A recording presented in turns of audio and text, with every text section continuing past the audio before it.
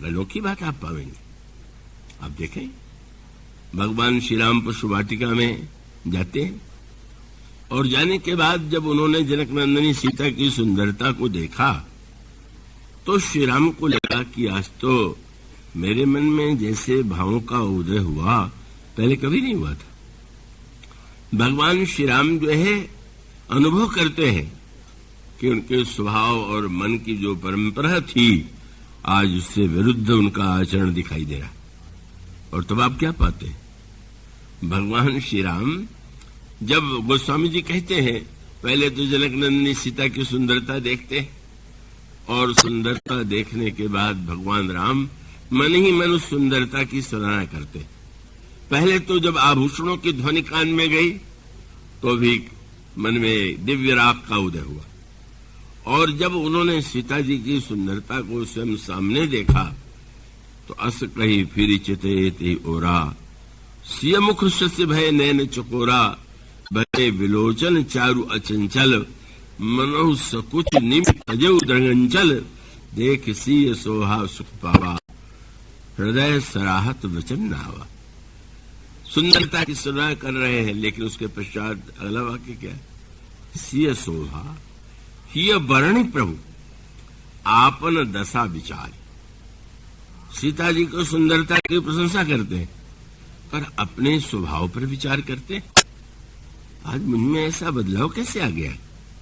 और तब गोस्वामी जी का वाक्य कितना सुंदर है, भगवान राम ने अपने आप को न्यायाधीश के सामने खड़ा कर दिया और वो न्यायाधीश किसको उन्होंने बनाया, अपने छोटे भाई को। लक्ष्मण कहे भगवान राम पूछते हैं और शब्द गोस्वामी जी ने लिखा कोई प्रश्न पूछ दे कि अब छोटा भाई बताएगा अपने भाई से कि ये ठीक है कि नहीं, तो भगवान कहते हैं छोटा भले ही हो पर उसका मन जैसा पहले था वैसे अब भी, पर मेरा मन पहले जैसा था वैसा नहीं, इसे निर्णय का अधिकार मुझे नहीं।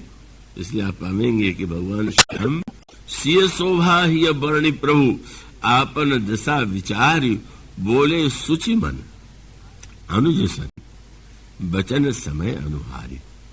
प्रभु पवित्र मन वाले लक्ष्मण देख लिया, न इस आभूषण से लक्ष्मण पर कोई प्रभाव न पड़ा, न इस सौंदर्य सामने देख करके कोई परिवर्तन आया। यही व्यक्ति ठीक निर्णय कर सकता है कि मेरे द्वारा जो कार्य हो रहा है उचित है कि अनुचित। कितनी महानता भगवान श्री राम की। और स्पष्ट शब्दों में कहते तात जनक तनया यह सोई, धनुष यज्ञ जही कारण होई, पूजन गौर सखी ले आई, करत प्रकाश फिरई फुलवाई। अब यो तो कहे तो लक्ष्मण जी ने तो नहीं पूछा था कि ये कौन है, भगवान राम अपनी ओर से बताए जा रहे हैं और फिर कारण भी बता रहे हैं कि मैं इसलिए बता रहा हूं कि जासु विलोक अलौकिक शोभा, सहज पुनीत मोर मन शोभा। मेरा मन अब तक मैं ही समझता था कि सहज रूप से पवित्र है, पर आज तो उसमें क्षोभ का उदय हो गया, बदलाव आ गया है, मानो स्वभाव के दिव्यता की ओर ध्यान गया। बोले सीता जी को देख के ये चिंता होना कि हमारे वंश की परंपरा है कि हम परस्त्री की ओर दृष्टि नहीं डालते, तो क्या सीता जी भी पर हैं क्या? वो तो जानते हैं कि भगवान की अभिन्न शक्ति, वो अब अपनी ही शक्ति को देख करके लीला में अगर प्रभु भिन्न रूप में मान के ये कहें, लक्ष्मण जी मौन क्यों हुए? नहीं, ये तो मेरे अधिकार क्षेत्र की बात, बाहर की बात है कि मैं निर्णायक बन करके निर्णय दूं। और आप ध्यान रखिएगा कि लक्ष्मण जी के निर्णय न देने से प्रभु गंभीर इतने हो गए कि नहीं, लक्ष्मण ने मेरे पक्ष में निर्णय तो दिया नहीं, तो कहीं मेरे कार्य में कोई ऐसा तो नहीं है कि मैं अनुचित कर रहा हूं पर छोटे भाई के नाते बोल नहीं पा रहा। इसलिए गोस्वामी जी ने लिखा प्रभु को हंसी कब आ गई। दिन भर लक्ष्मण ने निर्णय नहीं दिया, सायंकाल के समय भी कुछ नहीं बोले, रात्रि के समय भी कुछ नहीं बोले, पर प्रातः काल होते ही प्रभु ने कहा लक्ष्मण देखो सूर्य निकल आया कि नहीं निकल आया।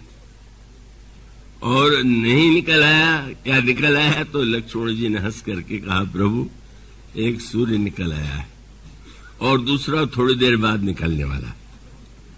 तो इस अंधकार को दूर करने वाला सूर्य तो निकल आया, पर धनुष के अंधकार को दूर करने वाला सूर्य वो तो आपकी भुजा है, और जब इसका उदय होगा तब अंधकार दूर होगा।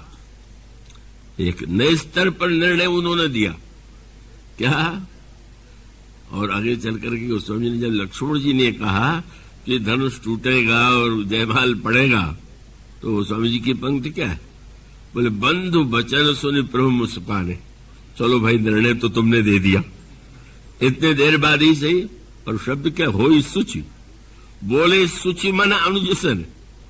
लक्ष्मण सुचि मन है और भगवान को लगा कि लक्ष्मण ने कह दिया, तो इसका अर्थ है कि वो दिखाई भले ही दे रहा हो कि बहिरंग अर्थों में वो मेरा कार्य औचित्यपूर्ण नहीं है, लेकिन लक्ष्मण जब कहते तो सत्य ही होगा। बंधु बचन सुनि प्रभु मुस्काने, होई सुचि सहज पुनीत नहाने। प्रभु स्नान करते हैं। मनुष्य का अभिप्राय है कि अपने विषय में निर्णय करने में तो प्रभु भी अपने आप को स्वीकृति नहीं देते, और लक्ष्मण जी तो ऐसे निर्णायक हैं कि उसके पश्चात थोड़े देर बाद जब आप बैठे हैं तो सुमन वहां से पधार गए। सतानंद जी, महाराज आप लोग यज्ञ भूमि में पधारिए।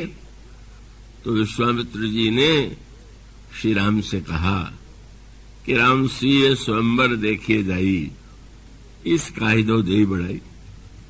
चल करके सीता जी का स्वयंवर देखना चाहिए, पता नहीं ईश्वर किसको बढ़ाई दे दे। जानते हुए भी यही कह दिया, ईश्वर न जाने किसको बढ़ाई दे दे।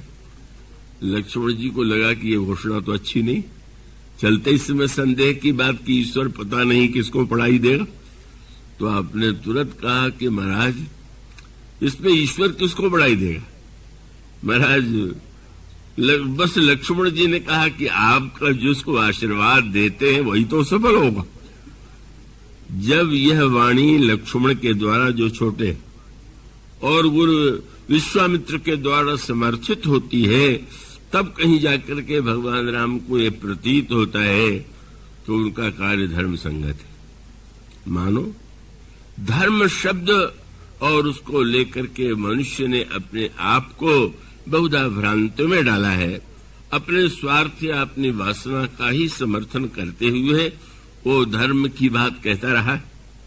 लेकिन जब हमारे जीवन में स्व के स्थान पर शब्द परत्व के प्रति हमारे मन में प्रीति हो, हमारे मन में दूसरों का हित करने की भावना हो, कल्याण करने की दृष्टि हो, तो समझ लेना चाहिए कि हम धर्म के अर्थों में चले। और मानो समस्त धर्म विवाद युक्त है, अगर कोई धर्म निर्विवाद है तो परहित सरिस धर्म नहीं भाई। इसके बाद की चर्चा कल आज बोलिए सिया।